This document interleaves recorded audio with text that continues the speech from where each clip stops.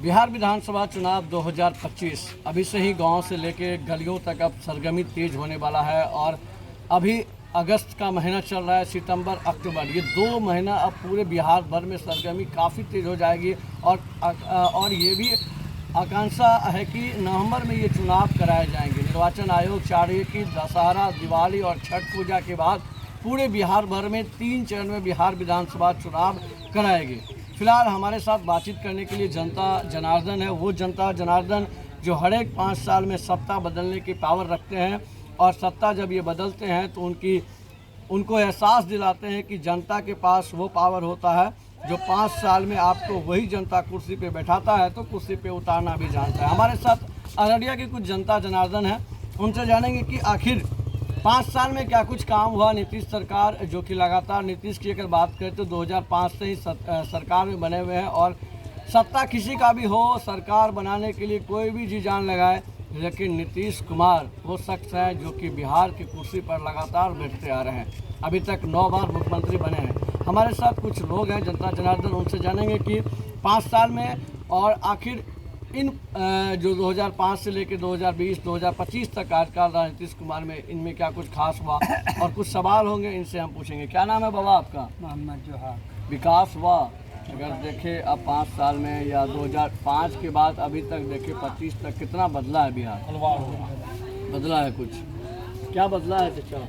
कुछ नहीं बदला, वही है। नहीं बदला है। अच्छा, एक सवाल है मेरा चाचा, आखिर क्यों बिहार के नौजवान, बिहार के जो युवा हैं अभी भी रोजगार के लिए हजारों किलोमीटर दूर जाते हैं, अपनी जान जोखिम पे डालते हैं? क्या बिहार में रोजगार की व्यवस्था होनी चाहिए जो अब तक नहीं की है सरकार? बिल्कुल होनी चाहिए रोजगार की व्यवस्था। यहाँ कुछ नहीं है। यहाँ जो है कि नीतीश क्या करता है, दारू बंद करो, ये बंद करो, वो बंद करो, समझे ना। इससे जो है कि पब्लिक बेचारा मर रहा है। दारू क्या, उससे पुलिस को फायदा है, पुलिस जो पकड़ को ले जाती है। कहाँ दारू बंद हो गया है? अच्छा, ये बताइए कि अभी तक बिहार के जो मजदूर हैं, युवा है, वो भी अभी पंजाब, दिल्ली, हरियाणा बाहर जाकर खटते हैं और वहाँ कभी कभी ऐसा भी सुनते हैं कि हजारों मजदूरों की मौत हो गई, 500 की मौत हो गई और बिहार के शख्स बाहर जाके खटते हैं और यहाँ की सरकार कुछ नहीं बोलते हैं। क्या करेंगे? क्या है कि यहाँ बिहार में कुछ है ही नहीं है। कुछ रहता तब ना कि यहाँ का पब्लिक यहीं पर रहकर काम करता।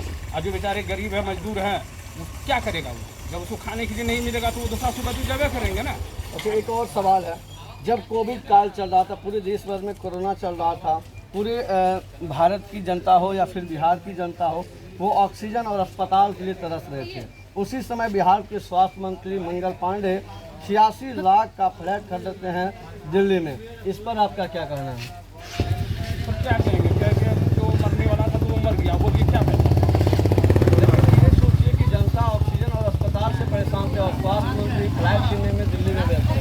नेता लोग को सोचना चाहिए ना, ये फ्लैट खरीदता है, वो फ्लैट खरीदता है, तो उसको ये बात सोचना नहीं चाहिए। फिर 5 साल ना हो, 5 साल में ना तख्ता पलट होता है जी।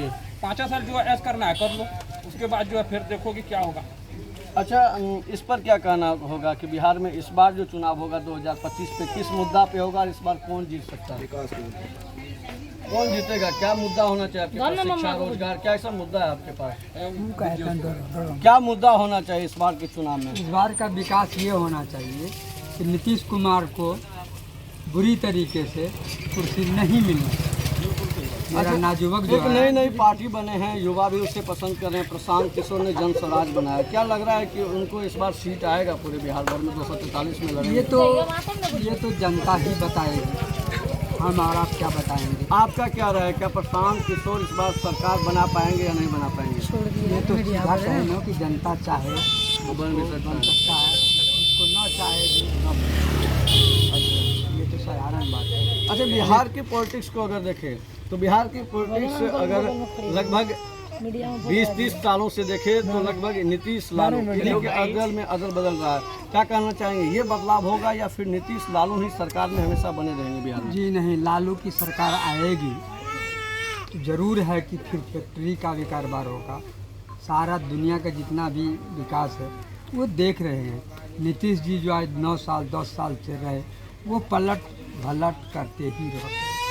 अच्छा, और पलटाव में कुछ भी नहीं हो रहा है। अगर बिहार में पर्याप्त रोजगार होता तो क्या यहाँ के युवा जो हैं अपने घर को छोड़ के जाते हैं, पर्व त्योहार को छोड़ के जाते हैं, लाखों युवा अपने घर को छोड़ के हरियाणा दिल्ली में धक्के खाते हैं, क्या ऐसा होता? नहीं, कभी नहीं होता। ये सारे नीतीश बाबू के चलते हो रहा है, सब नीतीश के चक्कर में होता है। सारे नीतीश के चलते हो रहा है। नीतीश जी चाहते हैं इस बार क्या मुद्दा होना चाहिए? क्या शिक्षा, स्वास्थ्य, रोजगार, इन सब के मुद्दों को लेकर आप लोग वोट करेंगे? बिल्कुल सही बात है, इसको करना ही है हम लोगों को। वो गलत बात की है, मार दी को का बदलाव करे। हमारे साथ कुछ युवा भी है, उनसे भी जानते हैं कि इस पर आई है जो नए युवा हैं हाँ चलिए वो मचा इन 5 साल में सरकार ने क्या कुछ खास किया उनके लिए, और ये ऊपर क्या कुछ कहना चाहते हैं?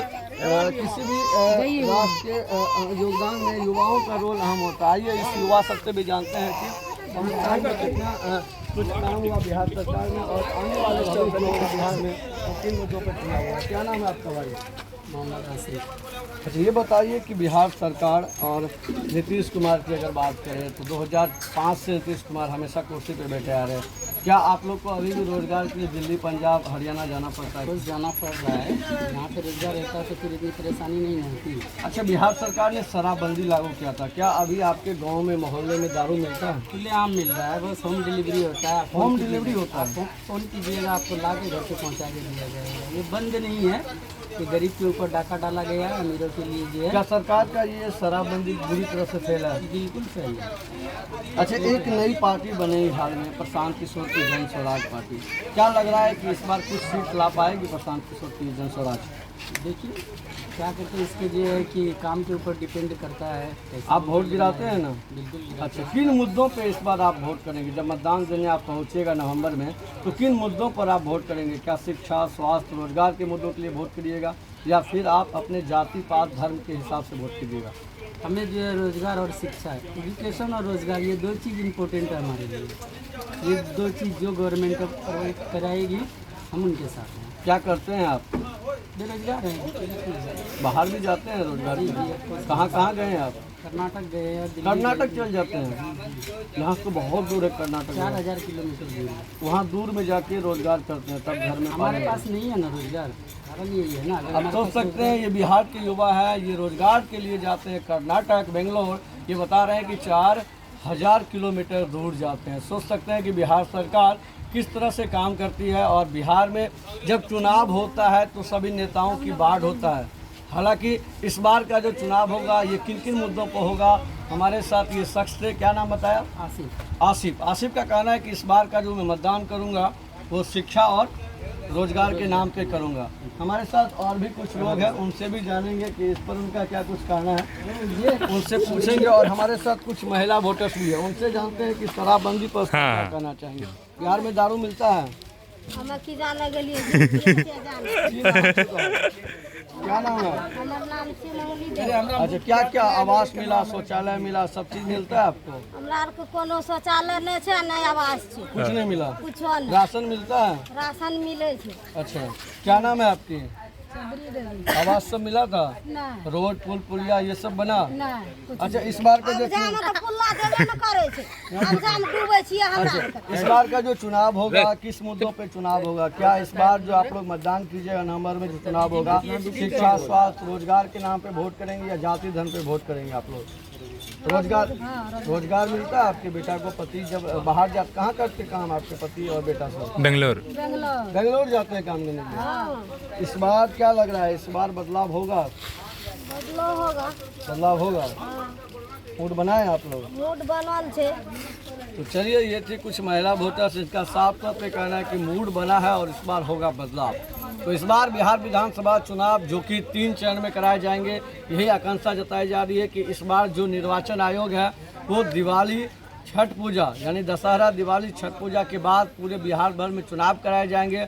और अगर सरकार की बात करें तो वो अक्टूबर में कार्यकाल समाप्त होता है बिहार सरकार का, और इसके बाद निर्वाचन आयोग चुनाव कराएंगे। तो लेकिन दशहरा, दिवाली, छठ को मद्देनजर रखते हुए चुनाव जो है इन तीनों पर्व के बाद कराए जाएंगे। और ये भी आकांक्षा जताई जा रही है कि 3 चरण में चुनाव होंगे, और इन 3 चरणों में जब चुनाव होगा तो बिहार में नवंबर में चुनाव होगा और देखना है कि इस चुनाव में किसकी सरकार बन पाती है। हालांकि अभी मुख्य रूप से जो पार्टी है वो जेडीयू और बीजेपी गठबंधन यानी कि एनडीए गठबंधन के साथ चल रही। इसमें अन्य भी दल है। वही अगर महागठबंधन की बात करें तो इसमें राजद, कांग्रेस और भी कई दल इसमें शामिल है। और इसके बाद अगर बात करें तो एक नई पार्टी बिहार में उभरी है जो कि जनस्वराज प्रशांत किशोर हैं।